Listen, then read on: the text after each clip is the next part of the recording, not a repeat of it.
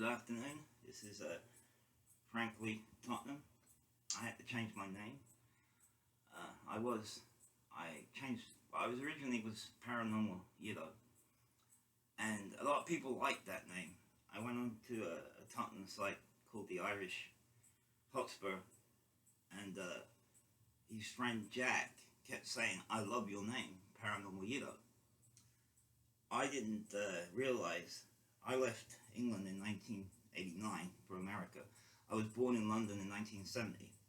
So when I left in 1989, the social cultural history of England, London, especially London, from 1990 to 2004, when I came back again, has greatly changed, and the word Yiddo, has been really had a lot of controversy. There was a time when it wasn't really controversial in the 70s.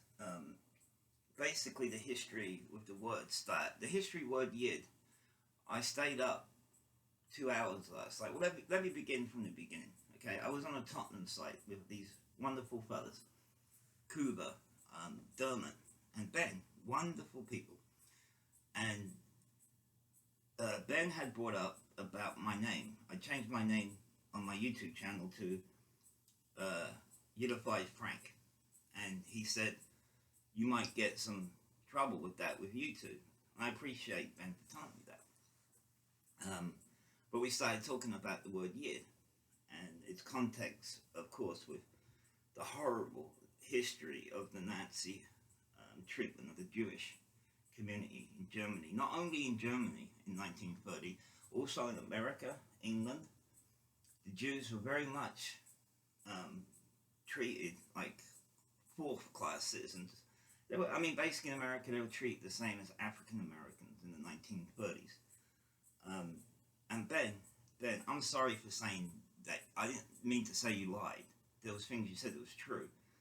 But I can tell that you're deeply, deeply spiritually sensitive about your Jewish heritage, which I completely understand. I'm 100% Irish. My great-grandfather was shot for stealing bread by a British soldier. So I understand. Completely understand. But I want to just let's get the facts, the absolute facts of what's happening culturally and in the history books. I studied this. I have an A-level in history and degree in history. But that was 30 years ago, and I tell you, it's really funny. The one thing that I know so much about is German history, especially World War I, World War II, Vietnam War, English sovereignty, the American Constitution. I had to learn all that through A-level and degree. Not saying that I'm smart or anything. Like I said, 30 years. I've been in construction for 30 years. I was going to teach, but I decided I'd rather just create.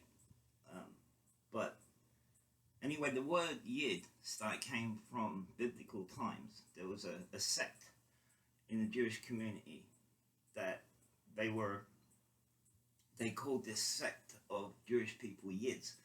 And what it was they called them Yids because they weren't the smartest of the Jewish community. So they called them Yids. But the history book says that the Jewish community through biblical times, all the way through the hundreds and hundreds of a millennium of Jewish history, that it was humorously kind of, they used to taunt with humor with somebody, a Jewish person in their community, all Jewish, who wasn't that bright or kept messing up in carpentry or anything. They would call him a Yid. And then that's, I think that's where that word, in my opinion, probably through the millennia, through the Jewish community, which was used as humor with their own. Just like pretty much the N-word with African Americans, a large proportion of African Americans use the N-word to each other as a reverse of the white use of the word in the early 1800s all the way through to, Jim Crow law, KKK, or white supremacist groups that hated the Jewish community. Um, so, but the history goes back very long with the word. There was a community called the Yids, which were Jewish. Now,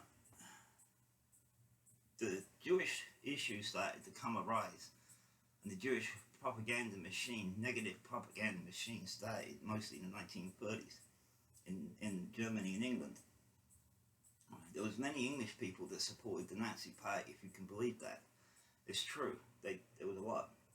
A lot of people, before Hitler invaded Poland, they actually thought Hitler was a good leader, even though it was very clear that he disliked the Jewish community.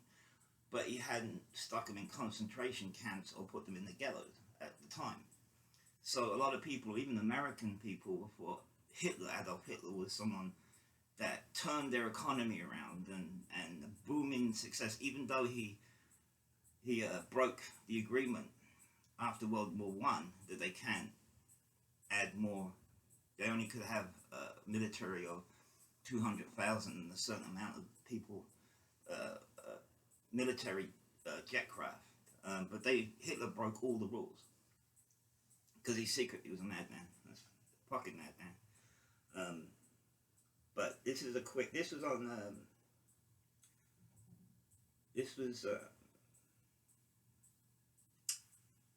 This was on. I got my laptop here, but I haven't turned it on. I got my phone.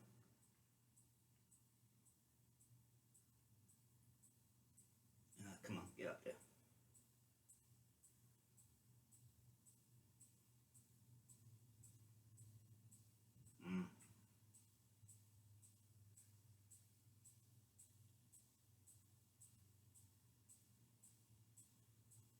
Oh, yeah, I took a few pictures now. To go back. Go back. Be patient, please. It says here, the earliest mention of the word Yid in print was in the Slang Dictionary, published by John Camden Hodder.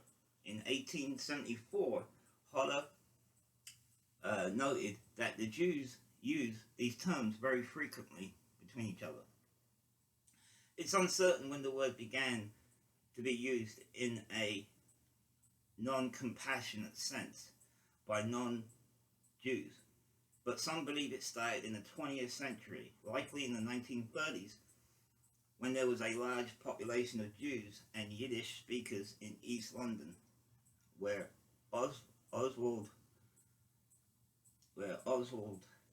following Mosley supporters was said to have chanted while marching through Jewish neighborhoods, "Get rid of the Jews." That's what they said.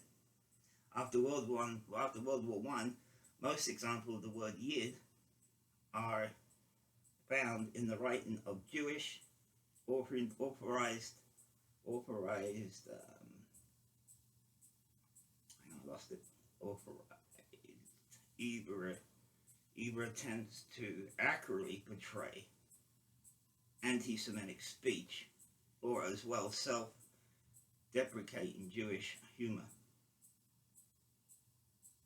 The Oxford English Dictionary indicates that the first attested use of the related term Yiddo, the words Yid and Yiddo, have become commonly associated in Britain with the fans of Tottenham Hotspur. January 2020, the English Dictionary extended the definition of Yid in supporters of the football club. So the Oxford English Dictionary has allowed the word Yiddo to be in the dictionary under the definition of Tottenham fans use it as a way of reversal of racism. Because, as we know, back in the 60s and 50s, fans used to call us Yids, and then we reversed it in the 60s, and we started to use it as a sign of like the African American people in America use the N-word, which is an awful word. I mean, the N-word actually means ignorant.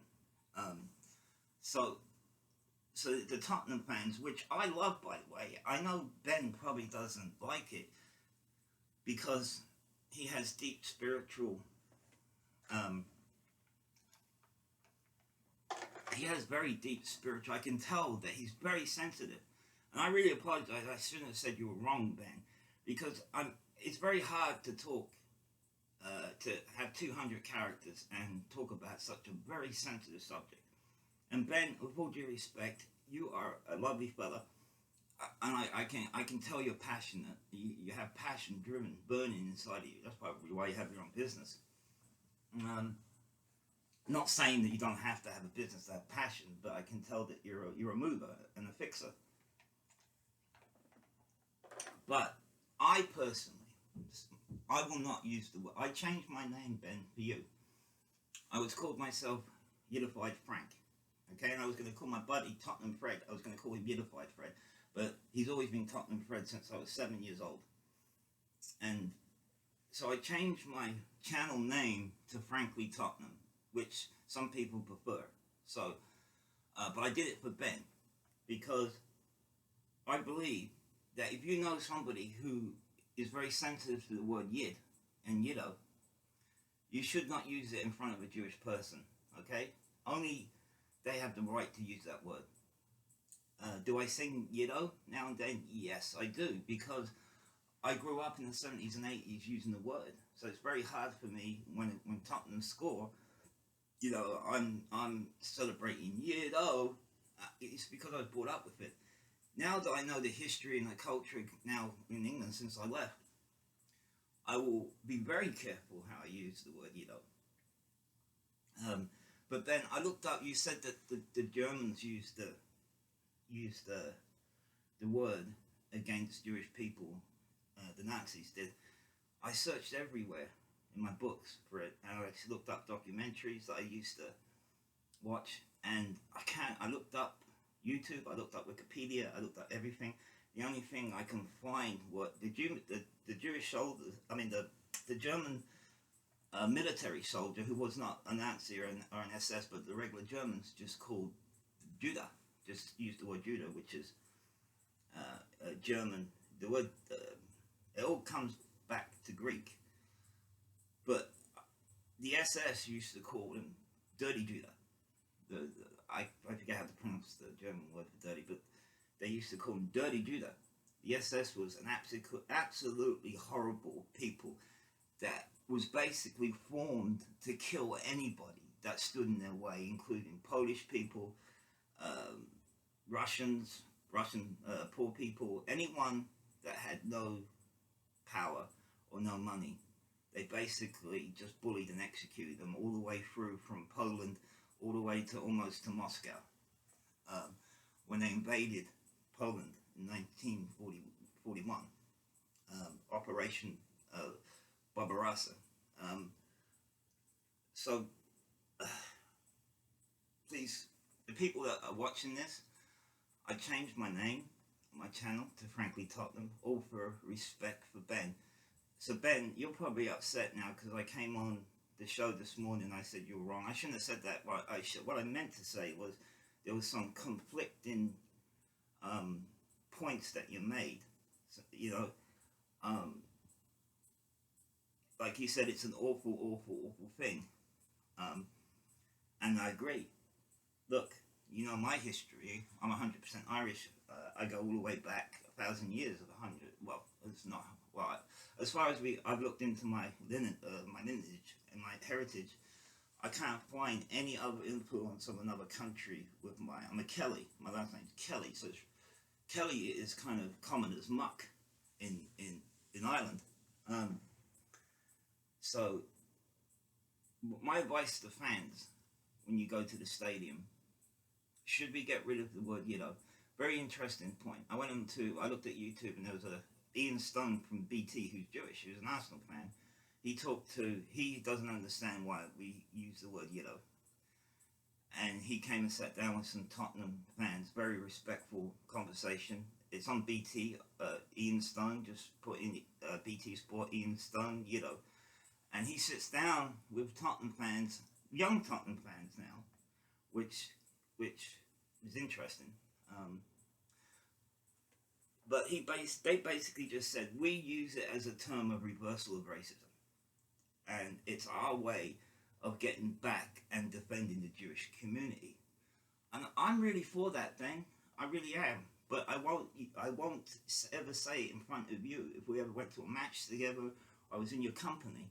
But I do.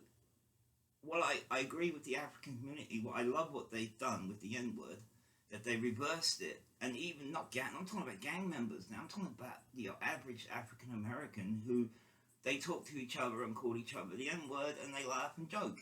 And I think there's a time in life, and I'm not saying that the Jewish community, they've had an awful bad history, all the way back from the temple being stolen from them.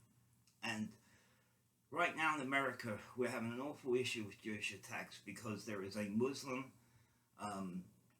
Look, politics is very, very It's very fiery today in America. It's like you can't even say anything without being called a racist or a bigot, which is very disturbing because I want our college youth to talk about these issues, get it out there, and talk respectfully to each other about the issues that are conflicting or causing harm to others. Burning down cars and trying to burn a college down is not the way to get, to get attention. The best way is to debate people respectfully. So this representative, Elon Omar, has tweeted some terrible, terrible things about the Jewish people here in America. And because of her, there's been some awful attacks on the Jewish community. And I'm very upset with the Democrat Party in America. The leader of the Democrat Party, Nancy Pelosi, in the House of Congress, hasn't really put her foot down on Ilhan Omar, the congresswoman from Minnesota. So it's very upsetting. And my favorite subject in history is actually World War II because of what happened to the Jewish community. The reason why I studied history because of World War II, I couldn't understand in 1979, 1980, that fucking 35 years ago, that we lived in a time where people stood by and let a madman and his generals and, Himmler, the head of the SS, just completely go and try and wipe out people, a complete and utter race. And they would have done it not just the Jewish community. If they didn't invade Russia, they would have probably eventually taken England, and then America couldn't have come over to use England to fight with us against the Germans. So God knows if Adolf Hitler was seriously on a lot of narcotics before he died. So he made a lot of stupid decisions in his time. But we are lucky he was on narcotics, because if he made the right decisions, this world could be very different. So please, Ben, don't be mad at me, please. I have a connection with the Jewish community because of the way my parents were treated when they came to England. My mother told me stories when she came here that, she couldn't get a job right away, trying to live somewhere, it would say no blacks, no dogs, no Irish. So I have an understanding, my brother Ben, that we have our heritages have been used and abused, but your heritage is being way more abused, in my opinion, and that's why that's why I changed my channel name. People love the name Paranormal Yiddo, and I changed it to Frankly or Yiddified Frank, and then we had that conversation yesterday. So please, Ben, I apologize for saying that you were wrong. I just think there was a little bit of things you said that was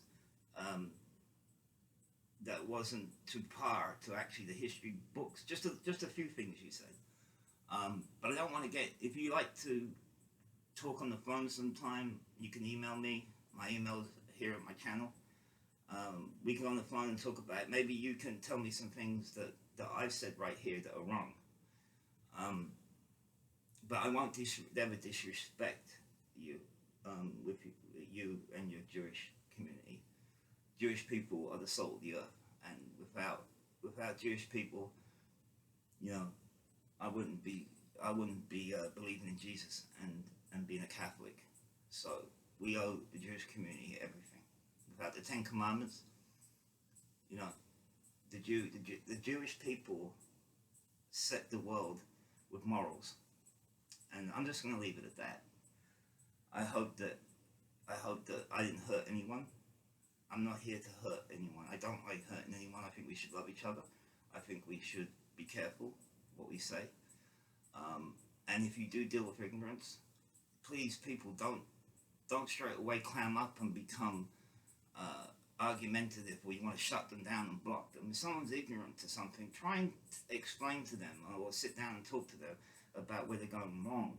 And I think that will be a better thing to do, right? Than just say, you know, some ignorant person says something silly, and then you just say, fuck them. You know, I'm not talking to that person. But maybe that person was like, you know, has a brain of a teenager, and they're not well educated. And I don't like to see people uneducated. I'd rather try and sit them down with respect and tell them about certain things, and hopefully they'll trust my word. And I'll always say, go check it out. Even though we're living in a time now where the history books are getting kind of changed, I have history books from 1930, 1800s. But I'm not one of these people. I'm not going to put all my books behind me and go, wow, look at my dick. That's not me. So, once again, frankly, Tottenham and frankly Fred are signing off with much love to everybody in the world. Let's be peaceful and let's love each other. God bless. Bye-bye.